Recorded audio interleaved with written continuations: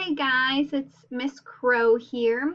Today's video, I'm just going to walk you through, kind of give you a little reminder about what is required when doing these reading passages. We will have one or two of these per week going forward, just so you're aware.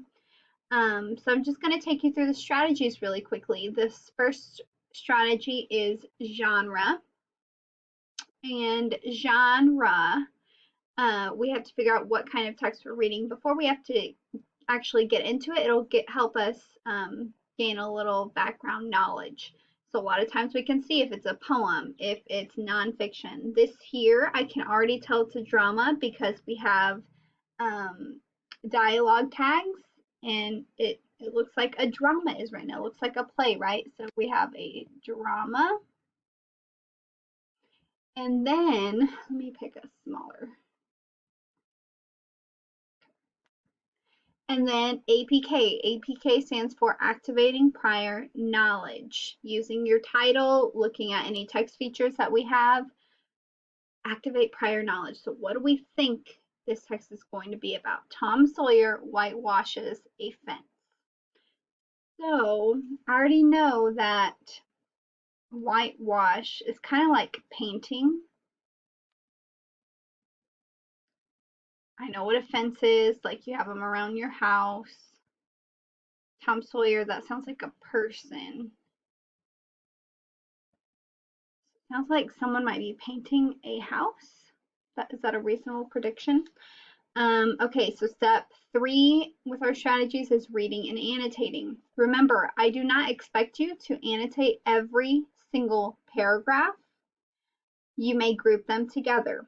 The key thing about annotating is pulling out important information. So what was the main idea of this section of text? What was the main idea of the next section of text? So remember, you should have little notes out to the side. So here, I'm going to read this first paragraph and then make a little annotation about it. So it says, Scene 1, a street in a small town about 150 years ago. Tom stands before a long, tall wooden fence with a bucket of white paint in one hand and a paintbrush in another hand. So what is the purpose of this paragraph? What is being told to the reader? It kind of sounds like the setting is being told, and I'm writing huge because it's kind of weird on my screen, but you know what is expected of you. Make sure it's neat. Make sure I can tell what you're doing. So the next is code, answer, prove. So after I read and annotate, I go to my question. And the first thing I do is code my question. That means I'm pulling out keywords. So we're going to look at number 1 here. I'm going to pull out only keywords in the question. I'm going to circle them, box them, underline them, whatever you want to do. Your whole question should not be highlighted, underlined, circled. Only the keywords. So at the beginning of the play, the section titled Scene 1 gives the reader, I know when I have that, I'm going to make an inference. Sorry, it's really messy.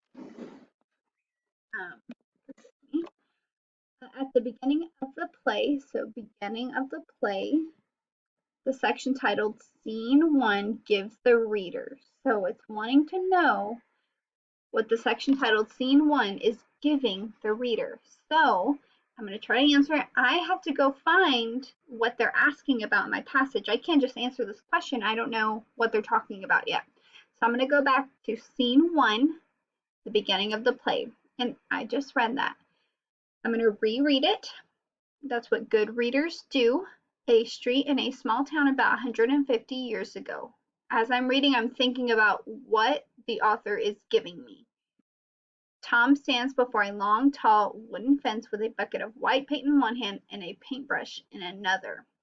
So I notice I already have an annotation of setting, but I also notice that they're describing the character Tom and what he's fixing to do. So let's see, I'm going to pull out keywords in my answer choices as well. So information about the setting and the main character. Correct, there is setting, there is information about the character. That might be it. I'm going to put a question mark. An idea of how many actors are in the play. It only told me 1 actor, and I don't think that was the purpose of the whole Scene 1. So I don't think that's going to be it. a prediction about how the story will end. So it didn't give me any predictions, and it wasn't hinting about the end of the story, so I know that can't be it. The theme or lesson of the play. So I know theme is or lesson, that's like the message of it. And it's not, I don't see any message, any lesson learned, so I don't think that is the answer. My answer is A. And so I'm going to come up here and I'm going to underline where it's talking about the setting and the main character. So setting is a street in a small town about 150 years ago. Tom is my character, stands for a wooden fence with a bucket of white paint on one hand and a paintbrush in the other. I have to go back and underline my proof. I answered it and now I'm proving it. So I underline my proof. I'm going to put Q1 and I'm done. I'm going to go on to number 2. Okay. Guys, we know how to do this. This is just a little reminder to help you because I know even I had to remind myself. Please make sure you are using these strategies. It is super, super, super important.